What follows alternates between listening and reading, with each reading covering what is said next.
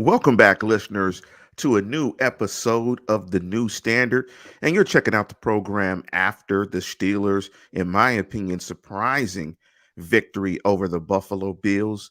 I think it's in Orchard Park up there in in upstate New York. Great victory for the Pittsburgh Steelers. But before we jump into the program, I want to give a big shout out to all the sponsors of the show. Nothing but Bud Butter, Shop Supreme Queen, Assist to Score, Great Dads versus Everybody, Steelers Landing, UK Steelers Podcast. Big up to everybody who supports the show. Also, if you want to participate in the show, you can catch us live. We're going to be doing the show after the games, of course, the post game on Sunday, and we're going to add an extra show on Thursdays. We're going to do the show on Thursday morning. So make sure you tune in, tell a friend, and subscribe. Click the like button and join the New Standard experience on Sunday. Because of Neil Coulong's commitments, I'm going to probably do the show by myself. And I have a special guest that I think I'm going to have on the program. If you're watching the show live, you might be confused about this handsome gentleman with the beard to my right or maybe to your left. I'm always mistaken when it comes to looking at a computer screen. But we have resident capologist for Steel City Insider, Ian Whetstone. And before we jump into my breakdown of the game, I wanted to have Ian on the show so Ian could break down the TJ Watt contract. And of course, that was the big news last week in Steelerdom was the TJ Watt contract, if that was going to get done before the Steelers' self-imposed deadline that they put on for them not to negotiate contracts. So let's jump into it. Ian, welcome to the program. Hey, Lance, how you doing? It's good to see you. It's good to see you. We often chat live. We often chat in Twitter. And big up to you, Ian. Ian has taught me everything that I know about the cap, but I always like to bring Ian on when we get into nuance about the cap. So, Ian, describe the TJ Watt contract overall. Did this contract deviate from old school Steeler practices? But before you answer that question, just give the listeners some basic details about the contract. Yeah, sure. So, I mean, it's 4 new years on top of the existing year that he had. He was going to play this year on the fifth-year option, the option year at the end of his rookie deal. That was 1 year at about $10 million. So they've now extended him for 4 additional years, 5 total years. The new money value of the new years is about 112 million, which works out to 28 million a year on average. Plus that, then you fold in the 10 million that he was already due. So it's, about 122 million total over the 5 years. The way the contracts are typically valued, you look at the new money average over the new years, it's 28 million a year, which makes him the highest paid defensive player ever, which it was absolutely always going to take, making him the highest defensive paid player ever to get this deal done. They weren't getting it done otherwise. You don't have a player who finished in the top, 3 in defensive player of the year voting 2 years in a row leading up to this year and not have to pay like that at a premier position, at a position that's at the top of the pay scale anyway, which pass rushers are. So, the question was, this was the first contract in a while where the player had the kind of leverage where you don't know if maybe he can get the Steelers to break with some of their longstanding practices. The biggest one that the people I know have heard of is that they do not historically guarantee any money outside of the first year, which always sounds bad. It sounds like that's bad for the players. But historically for Steelers players, it has not been bad because even though they don't guarantee that money, they tend to pay it. And something that has been happening more and more recently is that in order to continue doing that, in order to continue getting players to agree to those deals without guaranteed money past the first year, they wind up paying out better contracts overall. I mean, they wind up paying them more money to get them to agree to non-guaranteed deals. And when you do that, and you're retaining the players anyway, which they typically are, they're one of the slowest teams they hang on to players through more than most teams do, more than almost any team does. There's a handful of Bengals maybe hold on to players a little tighter. But so this, most players don't really have the leverage to make the Steelers think about changing the way they do business. Potentially maybe Ben could have in one of his deals over the years, but he never did push that. And quarterbacks, honestly, like they probably have some of the least incentive to do it because Right. quarterbacks don't get cut anyway. Like, you know, quarterbacks, unless something goes really awry, they get paid. So he didn't necessarily have the incentive to push that. But Watt is is a superstar player at a top paid position. So I think they absolutely did the right thing by breaking um, with that limitation that they put on themselves. I think for a long time it served them well. I think for a long time they're one of the most rigid teams about how they do contracts and when they do contracts. And I think that for the most part that has served them well over the years. But this guarantee thing, I think that a couple of years ago, I think the balance tilted to where the fact that they were having to pay out more money to players overall had become more of a hindrance than what they were gaining by not guaranteeing those contracts. So I think it was a little bit past time for them to break with that tradition. But in this case, I think they got this deal done at lower numbers than they would have been able to if they had insisted on not guaranteeing anything after year one. If the deal was even doable at all while maintaining that posture. I don't know that it was. I don't know that Watt was signing a deal without guarantees past year one. But if he was, it was going to mean that contract was going to have to knock his socks off in every other way. The year one payout was going to have to be higher. The cash flow was going to have to be dramatically shifted towards the front, and probably that annual average wasn't going to have to be 28 million. It was going to be like 30 million, something like that. So I think that they've done better for themselves by breaking with that tradition than if they had clung tight to it. I'm really glad they're not going into next year looking at having to tag him and then negotiate off of that, because then he's got even more leverage. Then things can get even more acrimonious. Then a holdout can be a real holdout. Like, he didn't really hold out this year. He couldn't really. I mean, Right. he was under contract, and the rules are really stringent about holdouts under contracts now. But a franchise tag, he doesn't have to sign a franchise tag. Right. He can't leave, but he doesn't have to sign it. And he doesn't have to play. Right. The player's leverage is much higher under a franchise tag than it would be under the circumstances this year. So I think it was better for everybody, and as far as avoiding acrimony and more drama next year, to get this deal done now. And I think they did the right things to do it. And I think it's cliche, but I think that this deal was win-win for all parties involved. Looking at the contract, I think the thing that stood out to me was the cap hits after the first year, where you have Yeah. a base salary of 24 million, 20 million, 21 million, and 21 million. And you have cap hits of 31 million, 27 million, 28 million. And his cap percentage on each of those years, and of course it could adjust, but as it stands now, according to Over the Cap, he's 14.9% of the cap next year, 12% in 2023, and 11% in 2024. There's an interesting stat that's been floating around for years, is that typically when you have a quarterback that takes up, I believe it's about 12% of your cap, you don't win a Super Bowl. Typically, teams recently have won championships with younger quarterbacks with smaller cap percentage charges. Does this alarm you in terms of percentage of cap when you look at the contract? Well, I mean, I think the league as a whole is going to have to reckon with the escalation of top end salaries in an environment where twice in the last 12 years or so we've seen cap constriction. The cap has shrunk at times in that span, while top end salaries have not. So you're gonna have higher top end salaries relative to the overall cap than we did. Quarterback salaries have gone through a bit of an explosion. After they had been fairly subdued for a long time by a couple of factors. A big one was that Aaron Rodgers had a deal that was sort of unofficially the quarterback cap at the top. No one really wanted to go over that for a long time. Now there's not really a situation where there's a prime of his career prime quarterback, depressing the quarterback market. Right. So quarterback salaries have exploded, considerably.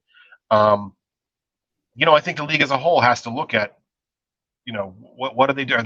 How are they going to reckon with the fact that these top end salaries are getting higher in an environment where the cap is not as high now as you would have said it was going to be 6 years ago. 6 years ago, you looking ahead, you think the cap by now is going to be 220 or something like that, and it's not really near that because of factors like revenue loss due to COVID, yada yada.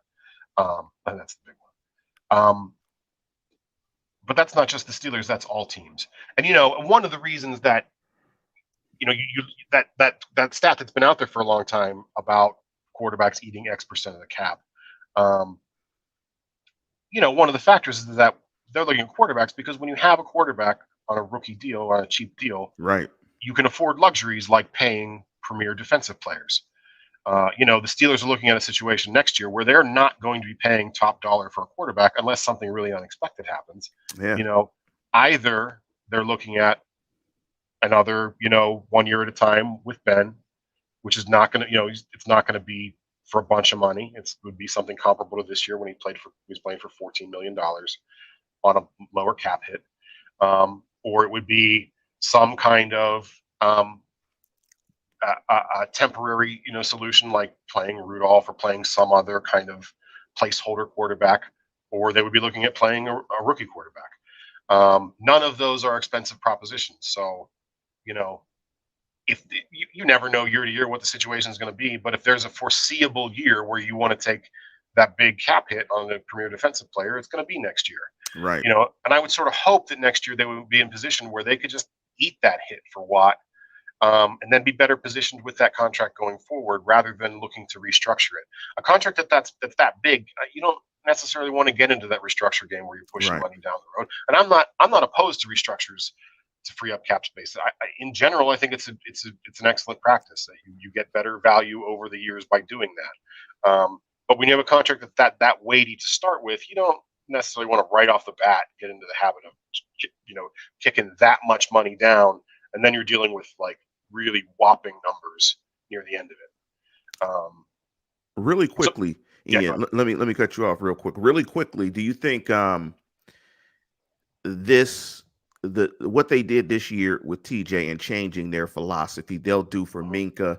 And do you think the TJ Watt contract and the enormous size of it will prohibit them from extending Minka? Because I would think that Minka Fitzpatrick is the next guy in line for a top of the market at his position deal. Absolutely. I mean, a big thing that helps them in that regard is that safety is one of the lowest paid positions, defensive positions certainly. It's still, there's no fullback on a starting defense. You know what I mean? There's no real low paid position, but the top of the safety market is 2/3 the top of the pass rusher market. Right. So I do think that, it's going to be interesting to see how much this, bending on Watt, how does that translate to other contracts down the road?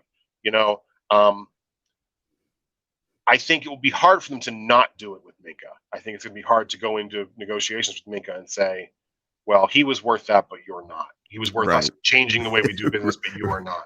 Right. That we like you, but we sort of don't. Right. I also, again, like I said, I don't think that practice has been serving them well anymore anyway. So I hope that they break with that. They continue to break with that practice, especially for these highest end contracts, because that's where you really see the biggest difference, right? Like, I'd much rather them see them do that with Minka and wind up paying him, I don't know, $18.5 million a year than having to do $19.5 or $20 million a year to get it done. And they're paying him some gigantic signing bonus and all the money's front loaded. I think they would be better off doing that. What sort of remains to be seen is the Steelers are not the most cash rich team out there. And one of the reasons that teams don't like to guarantee money, up front, is that fully guaranteed money at signing has to be put into escrow. So the team has to lay out that cash, right? That $80 million that Watt has guaranteed, the Steelers have to put $80 million in an account somewhere, or whatever minus whatever they pay him out right away. So for teams that are not necessarily swimming in cash all the time, that might be an issue. You That's know, an interesting point that they have to put that in escrow and that cash has to be available. That makes sense. I mean, you can't tell me you're going to pay me 80 million and you say I'm going to get it to you when I get it to you. yeah, actually, No. I think that that rule was put in place a long time ago to protect players because they wanted Right. to make sure that that the money was actually available to the players. Now it is totally used as a cudgel against players because teams say, well, we can't guarantee this contract. We can't put that money in escrow and have it not available. But teams have the money. I mean, there's no NFL team Right. that doesn't have the money when the time comes. So the dynamic has kind of flipped as to which side uses that requirement to its benefit. I really think it would do players a lot of good to get rid of that rule. But the league knows that now, and so they want a give back if they're going to get rid of that rule, even though it was put in place for the players' benefit in the first place. So that may be an issue for the Steelers and for a team that is not particularly cash rich. So I don't think you're going to see like a wholesale change where they're doing contracts like that all the time. But I do think it's going to be hard for them to back off with with the really cornerstone contracts for the big players. I think that's going to have to start becoming a regular thing for them. Hey, Ian, before I let you go, please let listeners know where I'm sure you did a breakdown on Jim Wexell's site, stillcityinsider.net, breaking down the contract. Is it up? Is it out? Can Steelers fans I didn't go I didn't to the do I didn't website? do anything since the Watt contract was signed. I did, before he signed, I wrote a piece on why I think it's time to break with that practice, which they did, and so I'm glad for it. That is up on the site. Um, Best place to catch my thoughts on NFL stuff is Twitter at my Twitter handle, which is my name right here. You got to put up with a lot of other nonsense from me to get to it, but it's in there. Hey, and we're going to go ahead and let you go. Thanks for hopping on the program and go Steelers. Nice week So one victory. absolutely big one. All right. See you later, Ian. Listeners, I want to thank Ian Whetstone for hopping onto the program.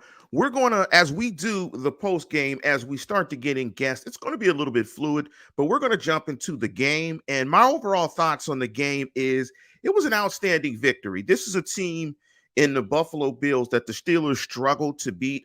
They were 1-2 in their last three meetings. They go on the road with a very young starting five offensive line.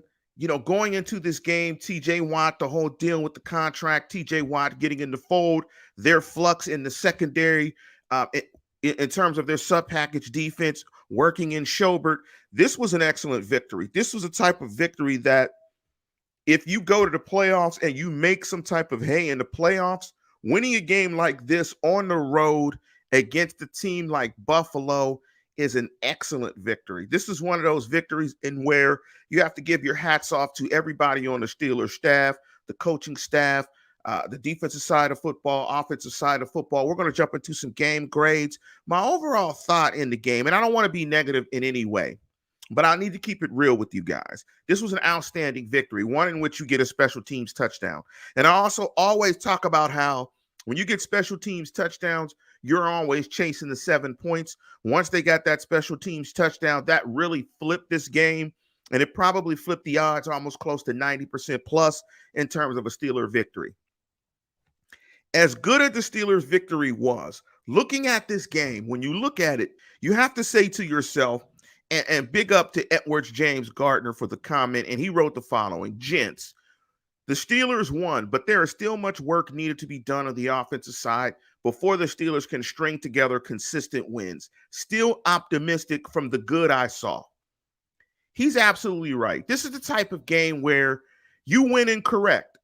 You don't apologize for victories. There's no style points in victories, and you don't have to apologize for victories. You just win the game and you move on, you correct, and you get better. That's all they have to do. There's a lot of work on both sides of the ball, and that's what they have to do moving forward. We saw some rough patches here or there, but there are some things that the Steelers can be very encouraged about.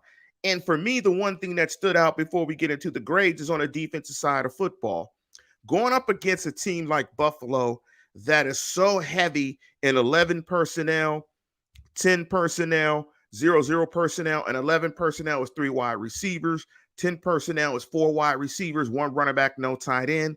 0 personnel or 0 personnel is no running back, no tight end, is very tough to handle. They faced, if I'm looking at the game book, it's very tough. First game of the year. In the first game of the year, your pass rush is going to be very gassed. It's going to be very hard to rush the passer going up against 51 pass attempts. Actually, 54 pass attempts because the Steelers got 3 sacks. So the level of pass rush that they were consistently able to get was just outstanding.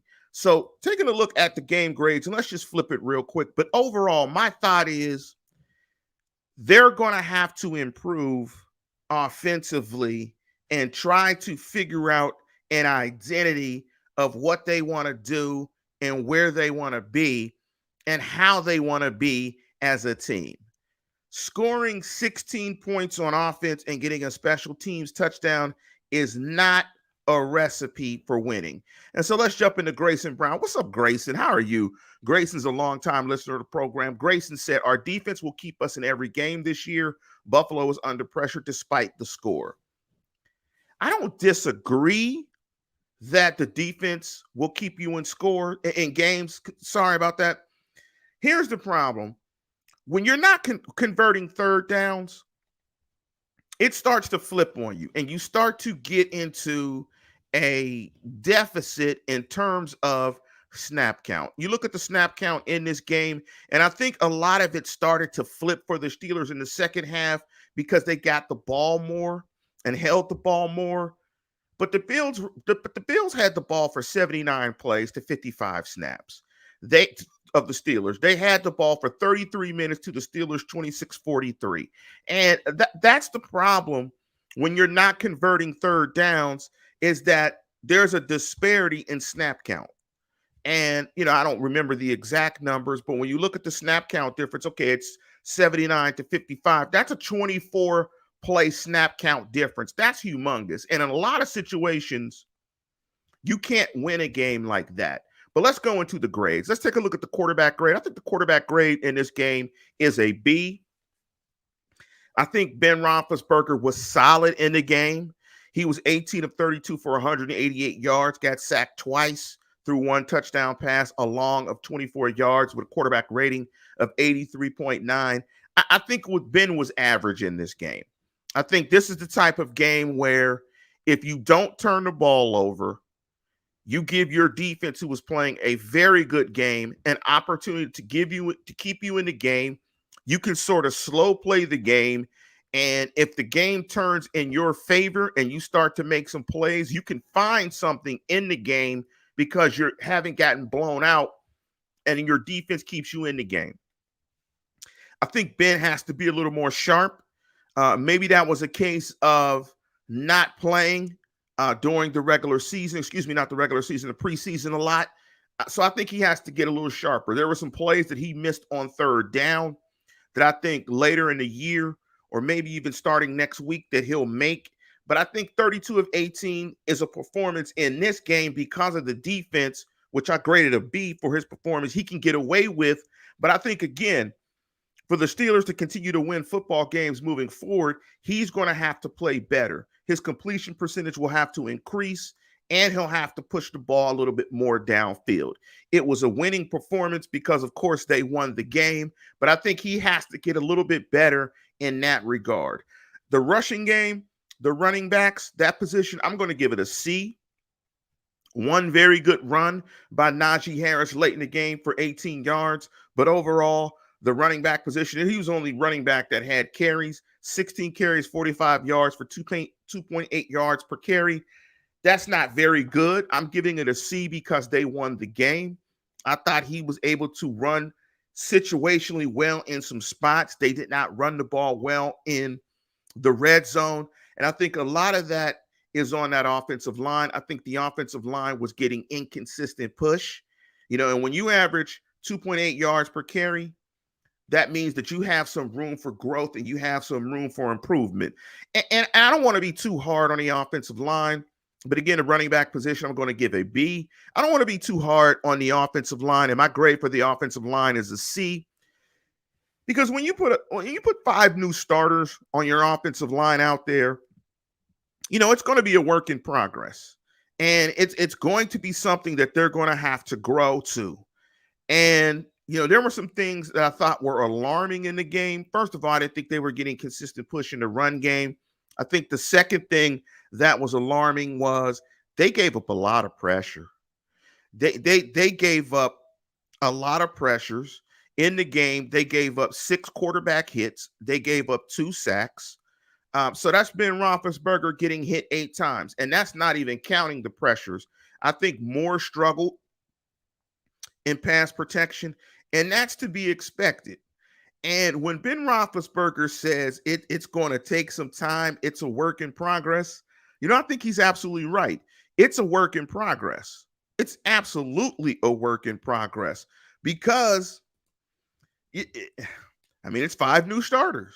It is what it is. I think where I would have liked to see them play a little bit better was in the red zone, be able to move the line of scrimmage to be able to let Najee work more inside so they could actually run the ball in the end zone and get some touchdowns there. You look at the offense in terms of red zone touches. It's going to have to improve. They had only two red zone appearances. They were one of two. They were one of three in the red zone for 33%. They've got to do better than that. They've got to get in the red zone more. And overall, when you look at the offense, they only averaged 4.6 yards per play. Again, this was a defensive struggle. It was really tough for all areas of the offense. So again, I'm giving Ben Roethlisberger a B. And I might change my grades because I'm not writing my grades down as I go. But my final grade will be the grade that I say. I'm going to give the running backs a C. I'm going to give the offensive line a C. I'm not really going to grade the tight end position. I'm just going to lump it into the receivers, the skill players, receivers, and I'm going to give them a C as well. When you look at the targets, they were targeted 32 times. They had 18 receptions. That's not tremendously good. Um, Juju Smith-Schuster was targeted 8 times, had 4 receptions. That has to improve. Deontay Johnson was targeted 10 times, 5 receptions. You would like your receiver, if he's targeted 10 times, you would like your receiver to get 7 catches. It's not very good to get 10 targets and only 36 yards. That's pretty putrid, but you could see that whatever they were trying to do, whatever the game plan was in this game, it was severely impacted by the offensive line. When you can't run block consistently well or pass block consistently well in a game, you kind of just have to throw spitballs on the wall and see what sticks and what works. Let's jump to the defensive side of football. I thought the defense was outstanding. I thought the front seven was outstanding, but I was especially impressed with the secondary. I thought the secondary was outstanding. If I'm looking at the defensive line, I think the defensive line was great. I'm going to give them an A minus in the game. Although when you look at individual statistics in terms of sacks and quarterback hits, not a lot show up front. But I think the amount of pressure that they were able to get, and I think Hayward with no Tuitt in the game, I think Hayward and Alualu and those guys up front were very disruptive. You saw the Buffalo Bills get called on multiple holds early in this game, and I think they consistently were able to move the Buffalo Bills offensive line, really get a lot of pressure, particularly in a tough game one matchup. And I was saying this on Twitter, in a game one matchup, this is the game where you throw the ball a lot. Guys aren't in great condition. And this is the type of game where if you spread teams out and you throw it all over the yard, you're going to get inconsistent pass rush. But I thought the pass rush, I thought the push that the defensive line got in the game was pretty consistent and pretty outstanding over the course of the game. I think the stars of the game, so that's an A minus for the front. I think along with the secondary, I thought the linebackers played very well. And big up to my old guy. I used to do a show with Jeffrey Benedict for pointing out that Schobert looked a little slow, a little behind the ball. I agree with that. But I think that's him getting comfortable in the in the defense. But I think you can see that the combination of Ingram, Watt, that's going to be a devastating combination. When you look at Ingram, Watt, and Highsmith, you look at them combined, Highsmith, 3 tackles, 1 assist, 4 combos. You look at TJ Watt, 3 tackles, 3 combination tackles, 2 sacks, 1 tackle for loss, 5 quarterback hits. Melvin Ingram, he had a tackle. He had a tackle for loss. He had a quarterback hit. He had a pass defense. And Melvin Ingram was much more impactful in the game than the stats suggest. I think he drew maybe 2 or 3 holding calls. So I thought it was a great game by the linebacker core. But I think the MVPs of this game was the secondary. You had Norwood start originally, and we're going to watch a little bit more on film when Game Pass puts the film on. I want to see what the coverages the Steelers were playing. It looked like they were playing some nickel and a lot of dime, a lot of nickel, but a lot of for some dime as well. I thought Norwood held up well. I thought Pierre held up well. I thought they played really good on the back end. When you look at the game book and you look at the stats for the Buffalo Bills, although Stephon Diggs had 9 receptions on 14 targets, he only had 69 yards receiving, 7.7 yards per catch.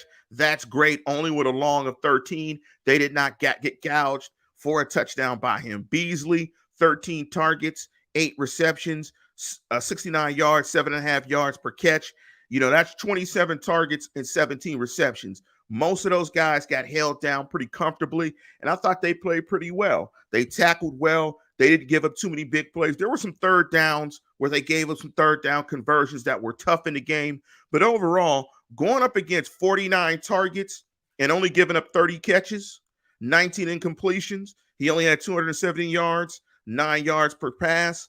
I think that was an outstanding game. And I think you can already see right now that this defense is slotted to be a top 5 defense. So overall, on the defensive side of football, I'm going to give a defensive line an A minus. I'm going to give the linebacker crew an A minus, and I'm going to give the secondary an A. Overall, I'm going to give the defense an A. I thought it was an outstanding performance by this defense, and they have played this Buffalo Bills offense pretty well with Josh Allen as quarterback. They played it pretty well last year, sort of broke down, a lot of injuries in the defense, but they still played it very well. And I think we can see already that the Melvin Ingram signing is going to pay off in spades. Let me jump into some of your comments. Double H wrote, wow, I wasn't expecting the defense to be as good as last year, maybe even better. It's a little early, but I think the Melvin Ingram signing is not going to be as bad as people think. I think it's going to mitigate. Well, I don't know if people think it was going to be bad. I don't think people thought he would be as good as Bud Dupree. But he's been a better player than Bud Dupree over the course of his career. He has a better pedigree. He has better stats, better everything. So in actuality, he might be an upgrade to Bud Dupree. Dare I say that? I would also agree. I'm not sure if this was the best game one of Tomlin's career. I'm not one of those guys that remembers that stuff.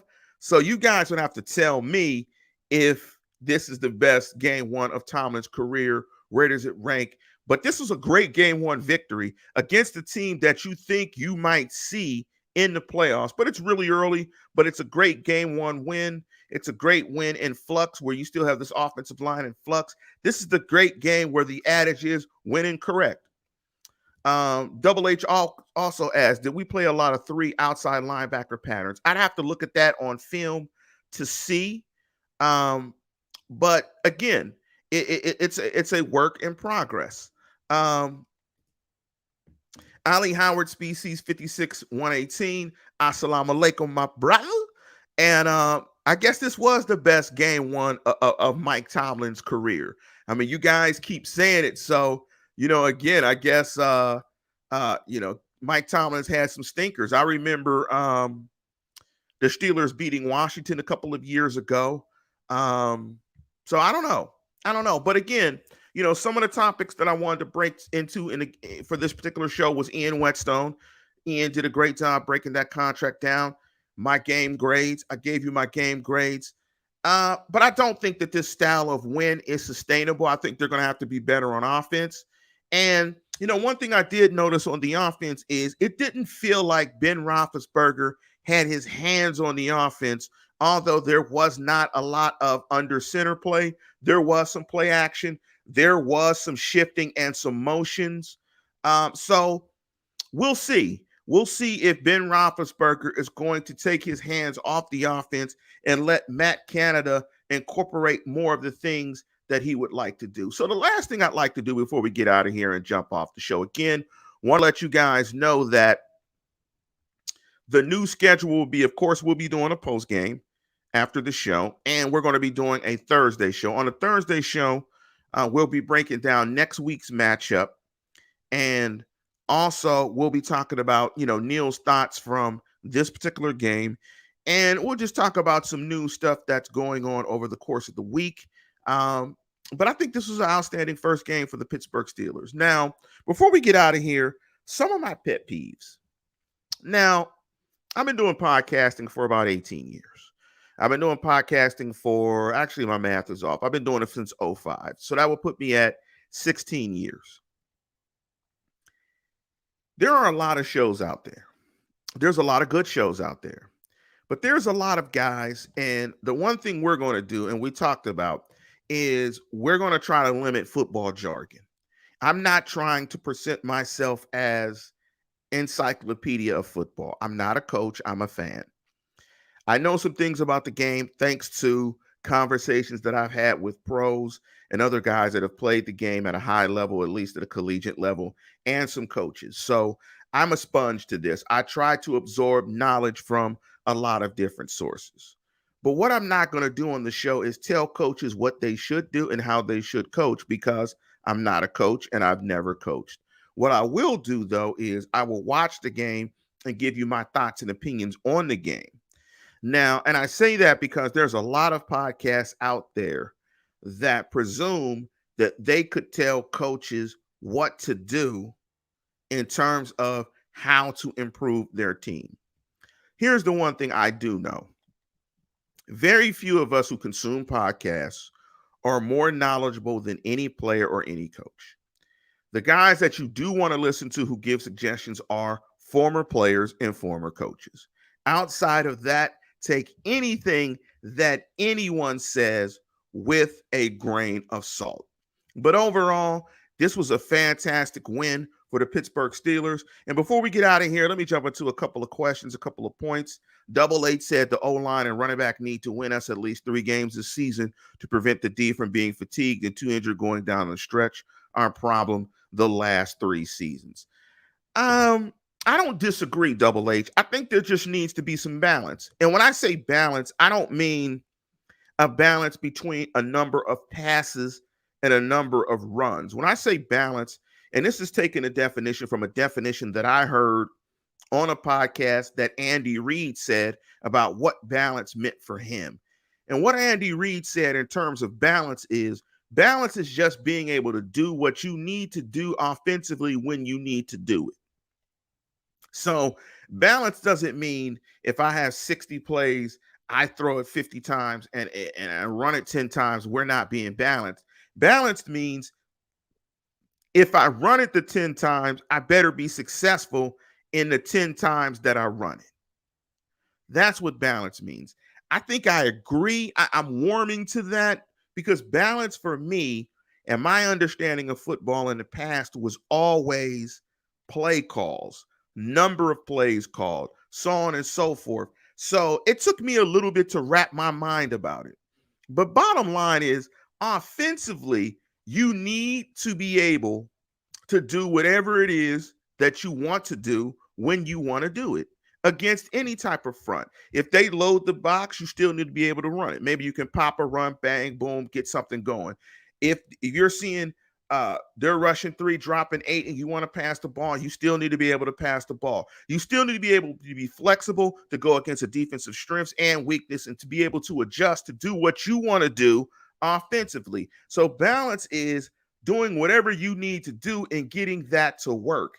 That's what balance is. Balance isn't necessarily if you have 60 plays running at 30 and passing at 30, because the game is not always going to present itself to you in that particular way. Double H also said, injuries and health is a big deal. It seemed like everybody got out the game pretty healthy. I did not wait to listen to Mike Tomlin's podcast. I wanted to get Ian onto the program to break down TJ Watt's contract. But again, great opening day performance. Fantastic performance by this team. I was wrong. This was a game that I thought they would not win. This was a game I thought they would get thumped. And I think there's still some meat on the bone defensively for this team when Tua gets back. So there's some growing to go, but it's nice to grow and get a win. But with that, we're going to conclude the program. And as always, tune in, tell a friend, and subscribe.